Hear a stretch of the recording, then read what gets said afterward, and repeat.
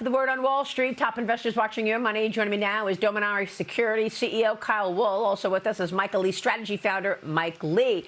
Gentlemen, great to see you. Welcome back. Good to see you both. Mike, I'm going to kick things off with you with a market that is mixed this morning as we all await the Supreme Court decision on the president's use of tariffs. Markets are bracing for a potential Supreme Court ruling today at 10 a.m. Eastern on the tariff authority, a decision potentially reshaping the president's trade agenda, putting hundreds of billions of dollars in tariff revenue at risk. The court is weighing whether the White House can use emergency powers under the so-called International Emergency Economic Powers Act, that is IEPA.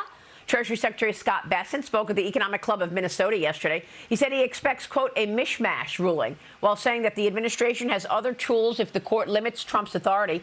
Bessent also said the administration expects to keep collecting tariff revenue, even if the court limits the president's flexibility. Mike, there's a pretty good report this morning from Jeffries, and in that report, they're talking about the fact that they do think that this court will invalidate the tariffs from an emergency level. And I think it's important to recognize that the tariffs we're talking about currently account for 56% of fiscal year 25 tariff revenue. 56%. Those are the tariffs would be under a quote-unquote emergency. And Jeffries is going through a number of sectors that would be beneficiaries and also those who would get hurt from the Supreme Court ruling the tariff emergency as invalid. Do you think this is a market mover today?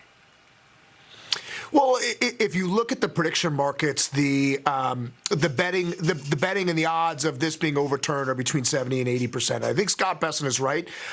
Even if they get overturned, it is what does the relief look like? Does the government need to start doling out checks? Are they limited in some of them, but not all of them? How exactly does that play out? And I think that's what's going to determine the moves in financial markets versus, say, a sell-off or a market rally coming from that. But I'd say most of what you just discussed is largely priced in, and how it affects things going forward is really going to be how the details play out in this ruling. And the Supreme Court historically in cases like this kind of splits the baby, and they're not really courageous in terms of taking bold stances to undo things. And I think the Trump administration, maybe potentially knowing that, having so much revenue coming in and you know, muddying up the waters and promising to give things out, is really going to work out in their benefit in terms of how the relief plays out. So I don't, like, it will be a news story. I just don't think we're going to move markets or the economy all that much, because there's all these other tools that they're going to come back with and try to get the same net results.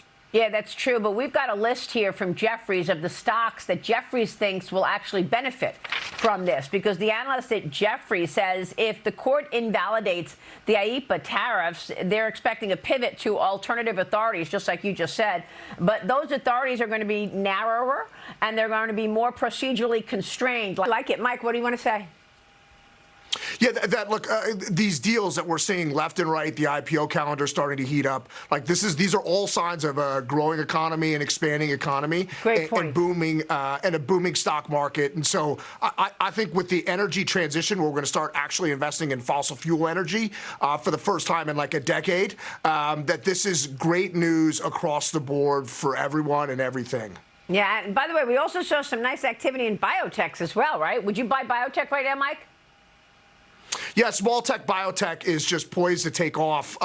These large drug companies need new drugs in their pipeline to get their revenue up, get their stocks up. And then with the advancements in AI coming, it's a lot easier for companies to conduct trials. Look, a lot of good things are all converging at the same time for investors. That's what happens when you've got a policy of deregulation also. Kyle, great to see you. Thank you for stopping by. Mike, always a pleasure. Thank you, gentlemen. Kyle Wool and Mike Lee. We'll be right back.